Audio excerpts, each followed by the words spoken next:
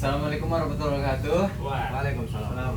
Jadi di sini kita akan memulai podcast yang bertemakan gerakan Back to Masjid.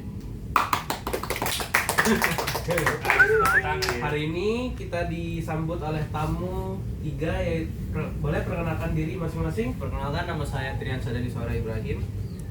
Oh, saya Muhammad Ilham Alifianda. Saya Muhammad Firizullah.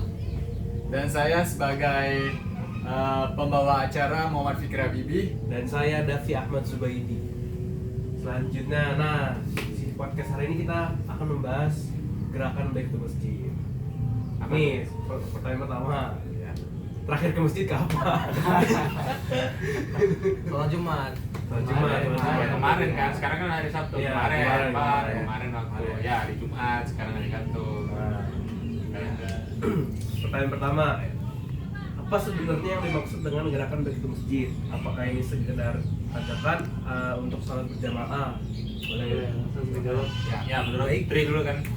Saya akan mencoba menjawabnya. Jadi gerakan Back to Masjid itu adalah sebuah ajakan yang lebih dalam dari sekedar sholat berjamaah. Ini adalah undangan untuk menemukan kembali peran sentral masjid sebagai pusat kehidupan spiritual dan sosial kita. Di tengah dunia modern yang seringkali membuat kita merasa terhubung secara digital namun kosong secara spiritual, gerakan ini mengajak kita untuk pulang ke rumah Allah, untuk menemukan ketenangan, mengisi ulang iman, dan membangun kembali koneksi yang nyata dengan Sang Pencipta dan sesama.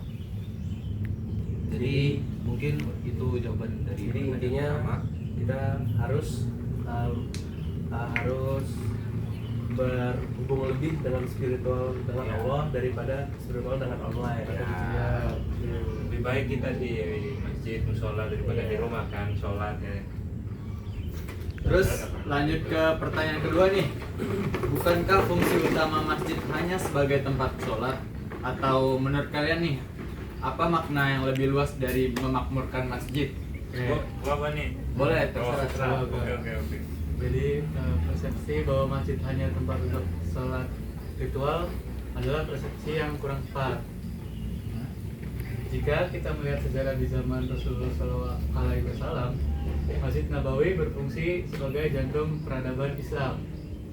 Masjid adalah pusat pendidikan, ruang interaksi sosial, tempat musyawarah, hingga pusat strategi umat. Jadi memakmurkan masjid berarti menghidupkannya dengan berbagai kegiatan positif sesuai dengan ciri orang beriman. Nah, terus nih, menurut kalian apa saja manfaat spiritual dan keuntungan pribadi yang bisa kalian dapatkan dengan kembali rajin ke masjid? Ya, menurut saya nih, Ya, boleh. menurut saya kembalinya kita ke masjid itu ya sebelumnya kan wajib untuk laki-laki kan ke masjid kan wajib kan ya gitu. Ya. Sholat, terutama sholat kan. Jadi menurut saya itu hal yang wajib sih untuk kita harus kembali ke masjid ataupun musola bagi lelaki, terutama lelaki lah. Karena kalau perempuan juga sunnah kalau ke masjid. Jadi lebih utamanya kan laki-laki kan. Ya itu menurut saya, persepsi saya. Ya, selanjutnya nih pertanyaan terakhir untuk podcast hari ini. Semua pertanyaan untuk semua. Ya, boleh. Oke. Selain manfaat untuk diri sendiri, adakah manfaat sosial atau komunitasnya di dalam jika kita sering salat di masjid, beribadah di masjid? Silakan nih. Siapa? Kalau menurut saya tentu saja ada, karena dengan kita sering kali ke masjid, kita dapat berinteraksi dengan sesama masyarakat sekitar, contohnya tetangga yang ingin ke masjid juga. Jadi menurut saya tentu ada hal yang seperti itu. Jadi dengan seperti itu Hal dapat sosial. dapat meningkatkan hubungan sosial lebih dalam lagi. Boleh yang lain? Ya, Selain hubungan bisa sosial. ulangin lagi. Saya lupa pertanyaannya. Maaf ya. Pertanyaannya itu selain manfaat untuk diri sendiri, Ya. jika kita lebih sering untuk beribadah di dalam masjid itu manfaat sosial atau komunitasnya itu apakah lebih ada atau untuk diri sendiri daripada Mungkin hampir sama teman saya Triansyah, yaitu untuk selain untuk beribadah di masjid juga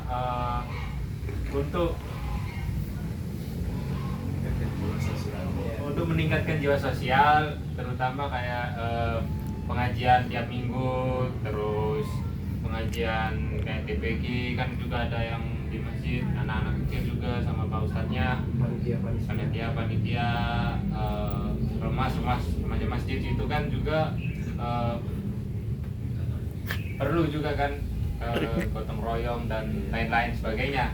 Itu sih kalau menurut saya.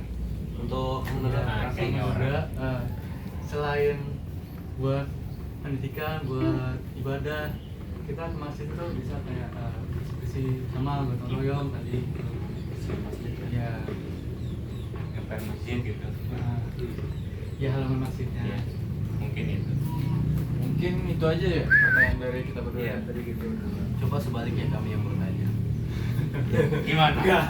Ya nggak apa-apa dong. Kan masih narasumbernya itu kalian, kita Iya. sebagai pembawa acara. Kecewa ya. Mungkin itu aja ya podcast kita kali ini ya. Tapi beneran nggak mau nih Apa? kami yang nanya. Maksudnya kan tujuannya kan meningkatkan Ya kan kita yang punya hubungan topik. sosial lagi. Boleh lah satu kali ya. Boleh lah.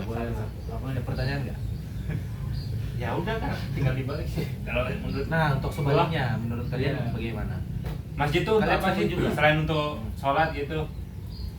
Dalam sudut pandang saya, masjid itu bukan hanya untuk beribadah, tapi bisa hampir setiap masjid di Indonesia ada sumbangan untuk anak yatim atau nah itu kita bisa berkontribusi banget di dalam aspek membantu orang lain yang membutuhkan.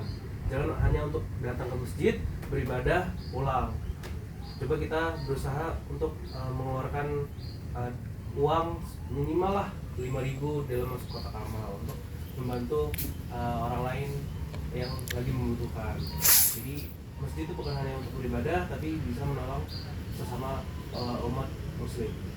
Ya, bentar. Apa? Gua ada pertanyaan nih. Apa?